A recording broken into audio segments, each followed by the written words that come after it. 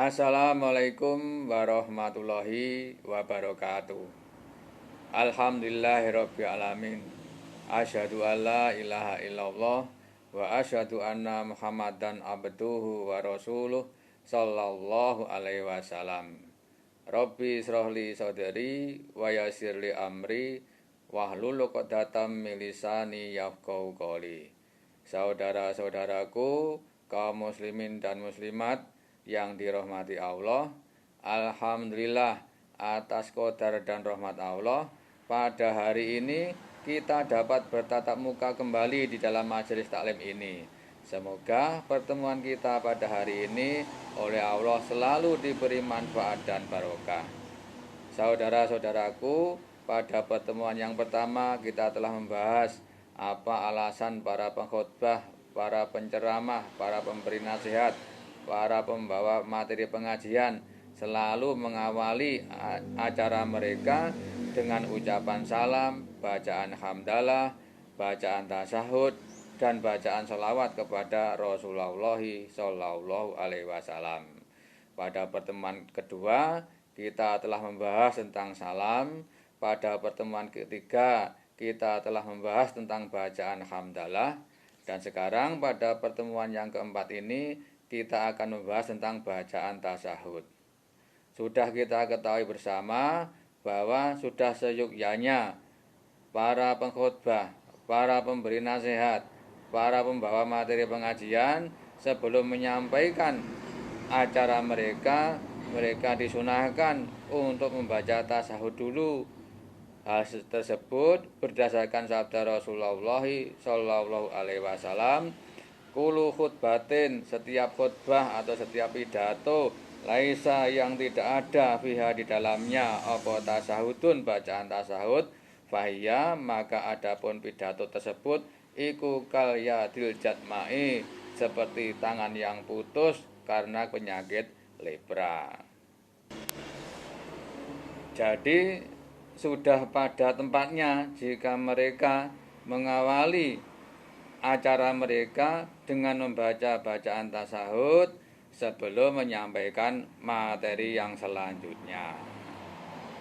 Sekarang kita akan bahas yang agak lebih dalam tentang bacaan tasyahud. Apa sih polnya bacaan tasyahud itu? Apa sih kedudukannya bacaan tasyahud di dalam Islam? Sudah kita ketahui bersama para saudara sekalian bahwa kita ada di dunia ini, kita diciptakan Allah di dunia ini, tujuannya adalah untuk beribadah kepada Allah sebagaimana firman Allah dalam Al-Qur'an, a'udzubillahi minasyaitonirrajim, bismillahirrahmanirrahim, wa ma khalaqatul jinna wal insa illa liya'buduni. Aku Allah tidak menciptakan jin dan manusia kecuali aku ciptakan agar mereka untuk beribadah kepada diriku Allah. Adapun yang dimaksud ibadah itu adalah mengerjakan segala perintahnya, menjauhi segala larangannya. Di dalam Islam, bacaan tasyahud adalah amalan yang paling utama, yang paling pertama yang harus dikerjakan sebelum mereka mengamalkan amalan yang lain agar amalan mereka diterima. Dengan bacaan tasyahud, amal mereka menjadi diterima oleh Allah.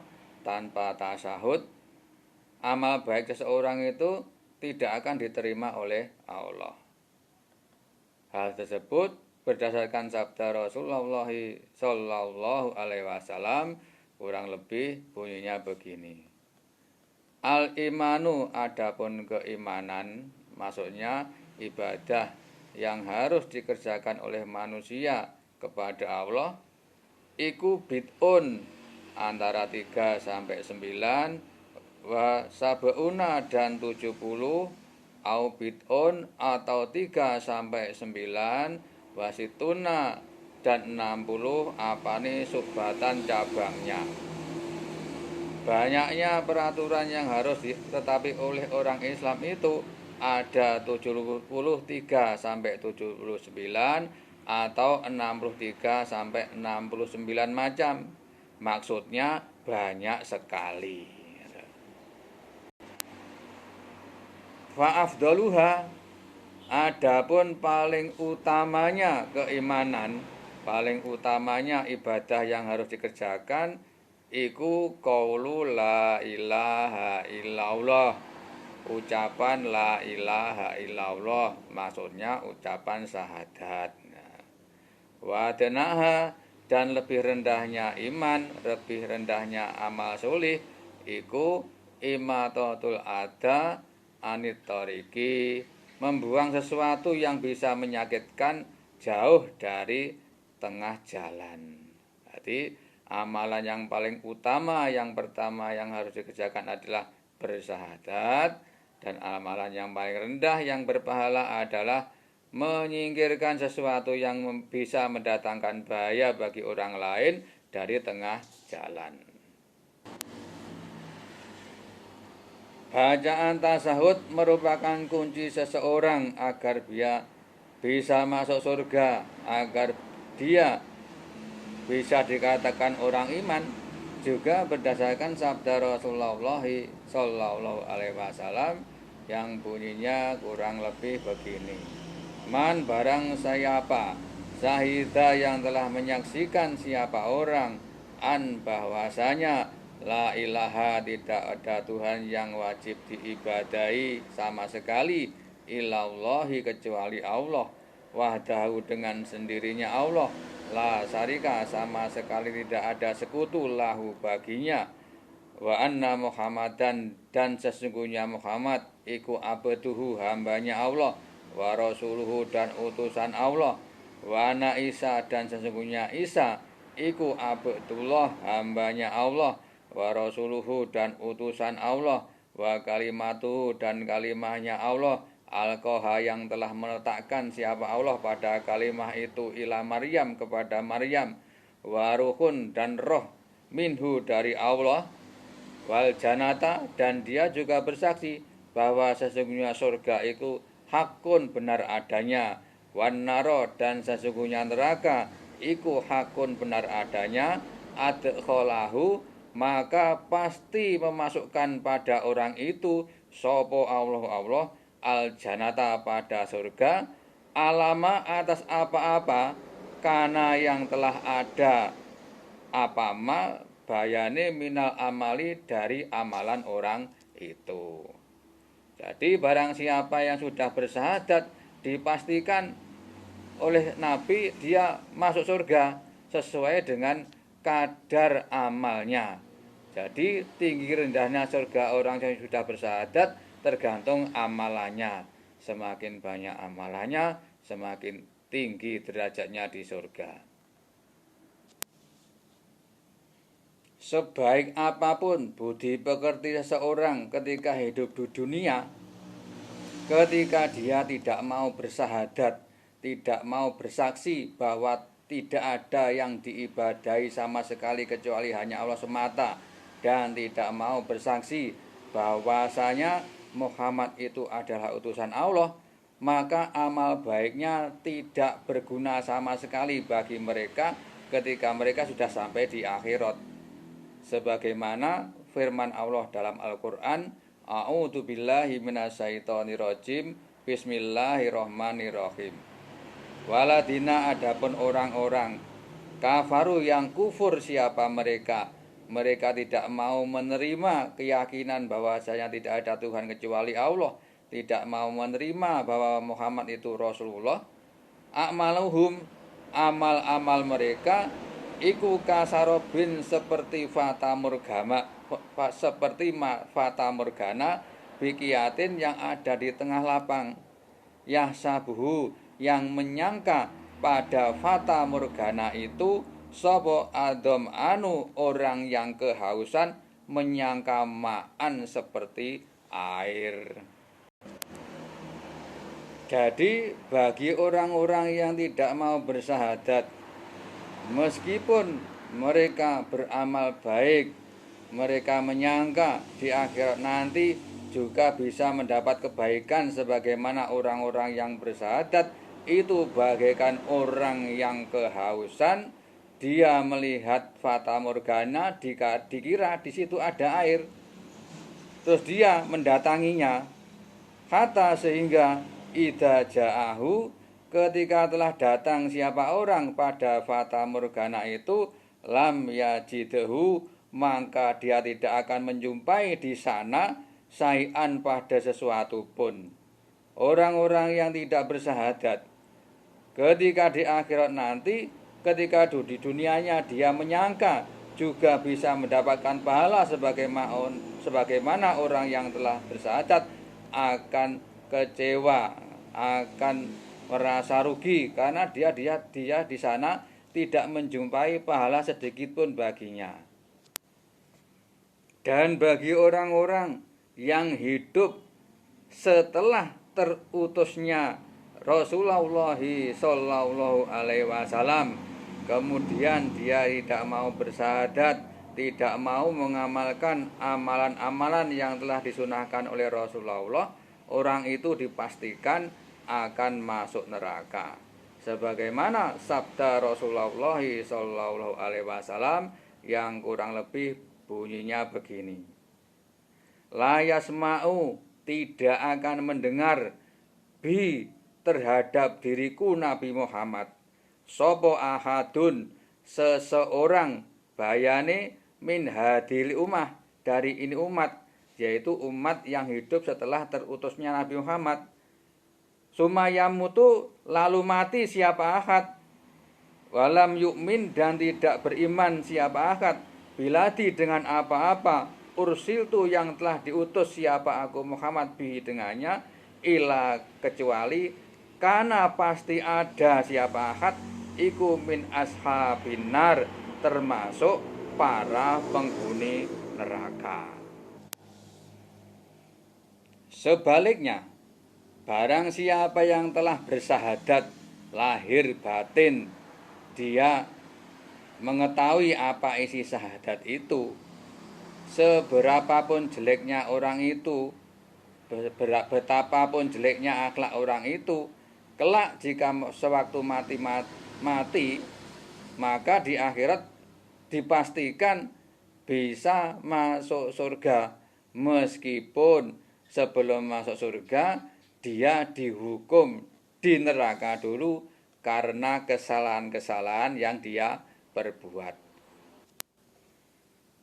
Hal tersebut berdasarkan sabda Rasulullah Shallallahu Alaihi Wasallam yang bunyinya kurang lebih begini: sayukhroju, akan dikeluarkan, sopo kaumun kaum, minan nari, dari neraka, bayane min ahli tauhid, dari orang yang mengesahkan Allah, wa yadkhuluna, dan akan masuk siapa mereka, al jannata, di dalam surga. Jadi barang siapa saja yang setelah bersahadat, dia menyaksikan, dia bersaksi bahwa tidak ada Tuhan selain Allah dan Muhammad itu adalah utusan Allah, meskipun mereka masuk neraka dulu, nanti suatu saat pasti dientaskan, dikeluarkan oleh Allah dari neraka itu dan dimasukkan ke dalam surga. Hal tersebut juga diperkuat dengan sabda Rasulullah Shallallahu Alaihi Wasallam yang bunyinya kurang lebih begini: sayukhroju, akan dikeluarkan, minan nari, dari neraka, sopoman orang, kola, yang telah berkata siapa orang, maksudnya berkeyakinan, la ilaha illallah, wa kana, dan meskipun ada, iku fi qalbihi, di dalam hatinya, minal khairi, dari kebaikan, apa-apa, ya zinu, yang sebanding apa-apa, sairotan, pada satu biji gandum. Jadi seseorang yang sudah bersahadat itu akan dikeluarkan dari neraka dan dimasukkan surga, meskipun amal baiknya itu hanya sebesar biji gandum. Semua yahraju, kemudian akan dikeluarkan pula, minan nari, dari neraka, sopoman orang, kola, yang telah berkeyakinan siapa orang, la ilaha illallah, wa kana dan meskipun ada iku fi qalbi di dalam hatinya, minal khairi dari kebaikan, apa ma apa-apa, yasinu yang sebanding apa ma, burrotan pada satu biji. Jadi meskipun amal baik orang itu lebih ringan dari gandum, kalau dia sudah bersahadat, kelak suatu saat akan dikeluarkan dari neraka dan akan dimasukkan ke dalam surga. Summa yukhroju, kemudian akan dikeluarkan lagi minan nari dari neraka. Sapa man orang, qala yang telah berkeyakinan siapa orang, la ilaha illallah. Wa kana dan meskipun ada iku fi qalbi di dalam hatinya, minal khori dari kebaikan, apa ma apa-apa, yazinu yang sebanding apa-apa, darrotan pada satu ekor semut yang sangat kecil. Kalau di zaman sekarang darrotan dimaknai meskipun hanya seberat atom. Oleh karena itu, bagi kaum muslimin dan muslimat yang sudah bersahadat, mari kita syukuri karena kita termasuk orang-orang yang mau bersahadat. Dan bagi Anda sekalian yang belum bersahadat, mari kita segera bersahadat, karena sahadat itu akan menentukan nasib kita kelak ketika kita sudah meninggal dunia. Dan ada lagi suatu hadis yang begitu ekstrim yang menunjukkan betapa bermanfaatnya syahadat itu. Atas izin Allah, kalimat syahadat itu bisa digunakan untuk sebagai tebusan.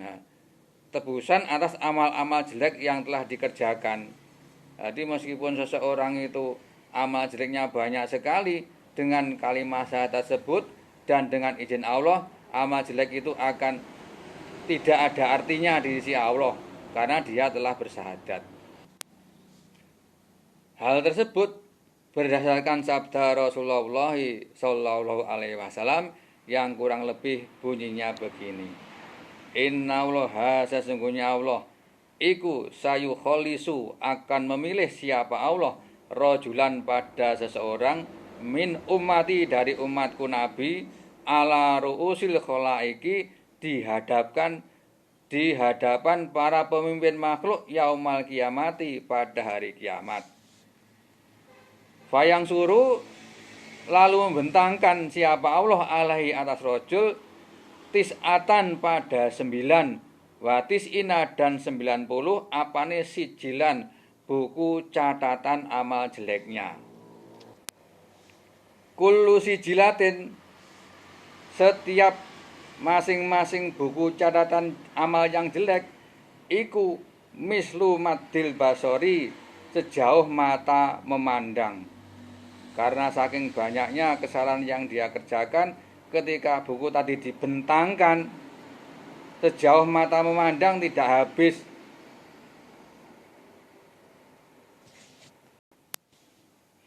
Sumayakulu, lalu berfirman siapa Allah kepada orang itu, Atungkiru, apakah mengingkari kamu rojul min hada dari ini catatan amal jelekmu sayan pada sesuatu? Allah bertanya kepada orang itu, wahai rojul, apakah di antara catatan ini ada yang keliru? Kamu sebetulnya tidak melakukannya, tapi tertulis di situ. Adolamaka, apakah telah berbuat dolim padamu? Kata bati pada tulisanku ini sopo al-hafiduna, para malaikat yang menjagamu. Apakah malaikat yang menjagamu telah keliru dalam menulisnya?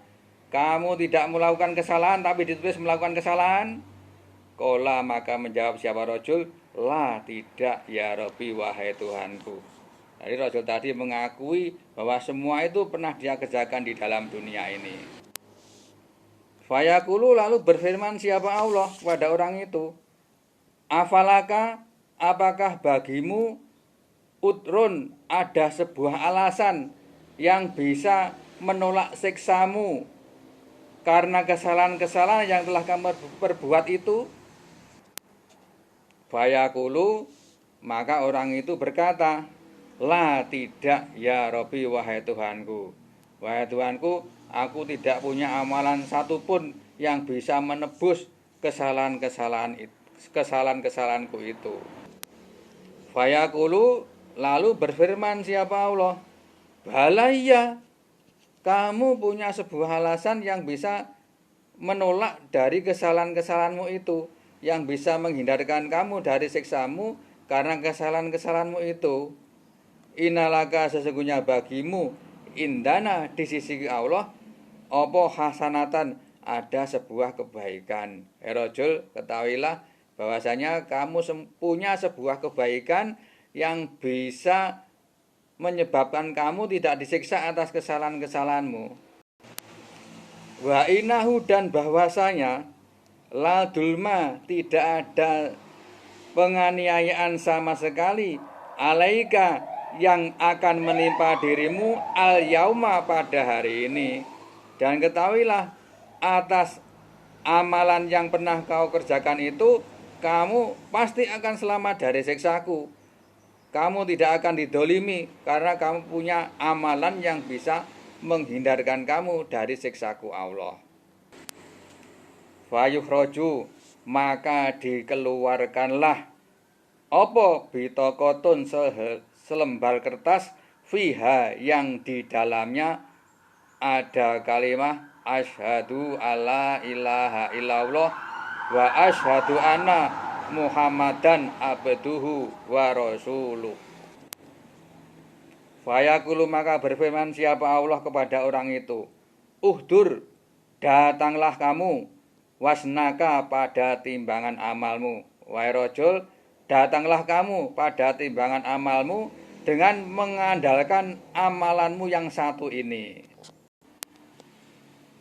Fayaqulu, maka berkata siapa rajul, ya Rabbi, wahai Tuhanku, ma hadhil bitokoh ma'a hadisi jilat.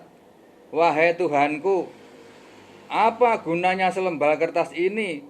Apa mungkin beratnya bisa mengalahkan beratnya buku catatan amal yang sebanyak itu? Qala, berfirman siapa Allah, fa innaka, maka sesungguhnya kamu rajul, iku la tutlamu, tidak akan dianiaya siapa kamu rajul. Akhirnya Allah berfirman, wahai rajul, ketahuilah bahwasanya kamu akan dihukumi dengan hukum yang semestinya. Menurut amalan yang pernah kamu kerjakan, kamu akan selamat dari siksaku, maka kamu hari ini juga akan selamat dari siksaku atas amalanmu itu. Qala, bersabda siapa Nabi, fatudau, maka diletakkan opo asijilatu, buku catatan amal jeleknya rajul tadi, fi kifatin, di piringan timbangan yang sebelah, wal bitokotu, dan selembar tulisan yang berisi syahadat tadi, fi kifatin, di dalam piringan timbangan yang sebelahnya pula.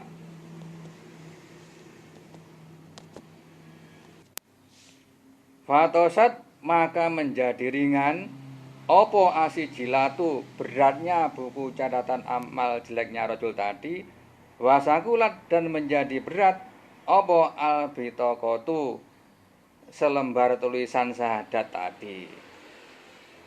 Walayaskulu, dan tidak akan berat ma'asmi'illah, dibandingkan asmanya Allah, opo sayun, sesuatu pun. Jadi tidak ada sesuatu pun yang bisa membandingi beratnya asma Allah. Demikian yang dapat saya sampaikan. Semoga Allah memberi manfaat dan barokah. Dan jangan lupa, informasi yang begitu menggembirakan ini silahkan Anda sampaikan kepada siapapun yang Anda jumpai. Pertama, untuk tetap hidupnya Islam dan untuk tegaknya keimanan. Yang kedua, sebagai investasi, sebagai amal jariah kita yang bisa kita dapatkan ketika kita sudah meninggal dunia. Ingatlah sabda Rasulullah sallallahu alaihi wasallam, Al ilmu hayatul Islam. Ilmu itu adalah penopang yang bisa menjadikan Islam tetap hidup. Wa imadul iman, dan penopang yang bisa menegakkan keimanan seseorang. Dan juga sabda Rasulullah sallallahu alaihi wasallam, inna mimma yalhaqul mu'mina min amalihi wa hasanatihi ba'da mautihi ilman allamahu wa nasarohu. Sesungguhnya sebagian dari apa-apa yang akan menyusul pada orang iman dari amalnya dan dari kebaikannya setelah kematiannya adalah ilmu yang telah dia ajarkan dan yang telah dia sebarluaskan. Jadi mengajarkan ilmu atau menyebarkan ilmu itu termasuk salah satu amal jariah. Selain menyebarkan ilmu, ada lagi amal jariah yang bisa didapatkan oleh seseorang ketika dia sudah meninggal, yaitu harta yang dia sedekahkan untuk amal jariah dan anak soleh yang dia didik sehingga dia mau mendoakan kepadanya. Sebagaimana sabda Rasulullah sallallahu alaihi wasallam yang kurang lebih bunyinya begini. Idza matal insanu, ketika seseorang itu sudah meninggal dunia, ingqata'a, maka telah putus anhu darinya opo amaluhu, amalannya, ila kecuali ming salasati ahya, 3 perkara, yaitu min sodakotin jariatin, sodakoh jariah. Yang kedua, au ilmin yuntafa'u bih, atau ilmu yang diambil manfaatnya. Yang ketiga, au waladin solihin yad'ulah, atau anak yang soleh yang mau mendoakan kepadanya. Jadi jangan lupa kita harus semangat selalu menyebarkan ilmu agama ini agar Islam tetap hidup, agar kita punya investasi untuk akhirat kita.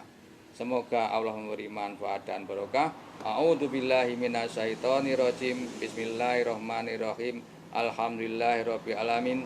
Allahumma sholli ala Muhammad wa ala ali Muhammad kama sholaita ala Ibrahim wa barik ala Muhammad wa ala ali Muhammad kama barakta ala Ibrahim fil alamin innaka Hamidum Majid. Rabbana innana sami'na munadiya yunadi ilman an aminu birabbikum fa amanna. Rabbana faghfir lana dzunubana wa kafir anna sayyi'atina wa tawaffana ma'al abrar. Allahumma hdina wahdi haula'il Indonesian wa ma'ahum lil iman wal Islam wal amali solehah wal akhlaqi hasanah wa alif bainahum fi tilka hidayah farzuqhum wa barik lahum. Rabbana atina fid dunya hasanah wa fil akhirati hasanah wa qina adzabannar. Allahumma sholli ala Muhammad wa ala ali Muhammad. Alhamdulillahirabbil alamin. Assalamualaikum warahmatullahi wabarakatuh.